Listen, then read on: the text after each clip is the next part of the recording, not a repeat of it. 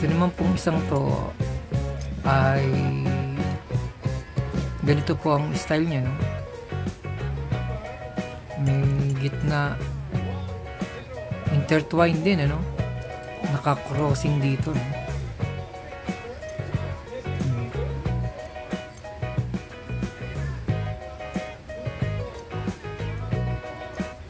Kapasok yan dito. Ito.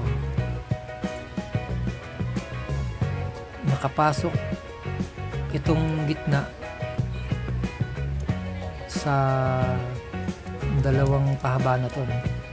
Ito yung pahaba, tapos saka ito, siguro para makalas din to. Yun siguro ang objectivity nito, no? Ito yung original na position, yun yung original na position.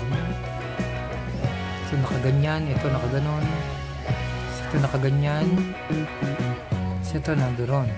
Pag tinilikod mo, ayun, pag tinagilid mo naman siya, ganyan. Okay, pag tinagilid mo sa kabila, pag ganyan, crossing tong dalawa, pasok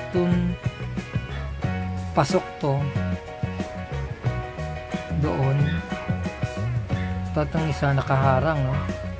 So ang pagkakaiba, ito yung may gatla, yun ang may gatla doon. May gatla siya, to yun, may gatla rin siya dito kabilaan, tapos ito wala.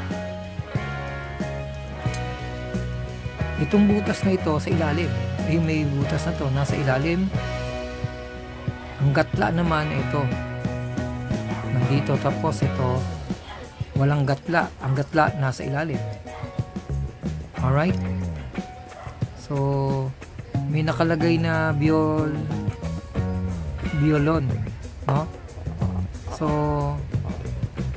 dito yung violon, kita natin naka-crossing, no? Ito violon, tapos ito, tapos nakasabit ito. Hindi ko lang alam kung na ano to, pero parang nakaganyan sa nakaganyan, ano? Ayan, violon, tapos nakaganyan, tapos nakasabit ito doon, ganyan na pagkakasabit. Okay, doon sa kanto na yun, nakasabit dito sa palang na ito. Yan yung original.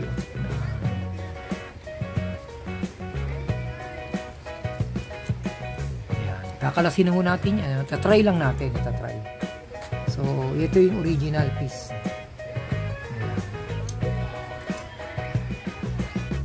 Ito guys, no, sa puzzle naman na ito, pag nakita nyo na hiwalay-hiwalay na siya, ibig sabihin na solved na ho ito. Yan yung ano niya. So ito naka-crossing dito, yan, naka-crossing dyan, tapos ito nakapasok doon, ano? Nakapasok na ganito rito, parang pag ganyan. So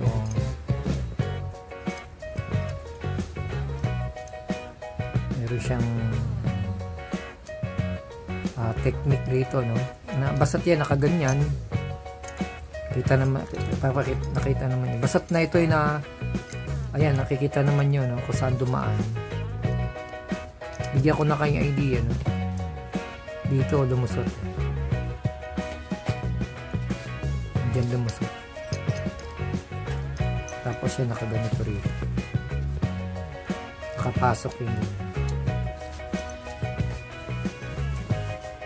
ito, dito dumaan, tapos ito nakapasok, tapos tapos ito nakagano, pasok yan yan. Pero ito nakapasok din dito, pasok yun doon, yan, nakaganyan siya.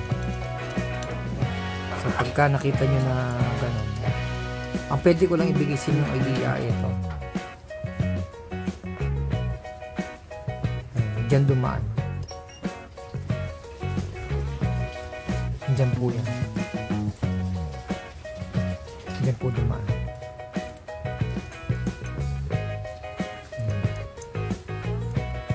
Yan lang yung idea na pwede natin ibahagi.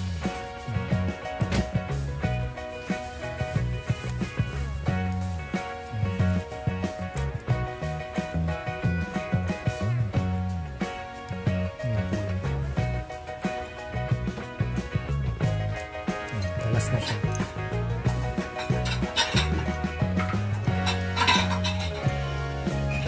Madali lang ho yan. Kaya kayang-kaya nyo ito. Pwede ho kayong umorder nito sa Apple. Pero hindi ko bibigay yung solution. Kasi hindi maganda kasi pagka binigyan ng solution, mawawala na yung challenge na ito. Diba? Kasi kailangan natin ito mag-solve ng mga puzzle para, diba, para ma-enhance yung ability ng, kung sa bata, ma-enhance yung kanilang reasoning. Kung sa matanda naman, para yung dementia maiwasan.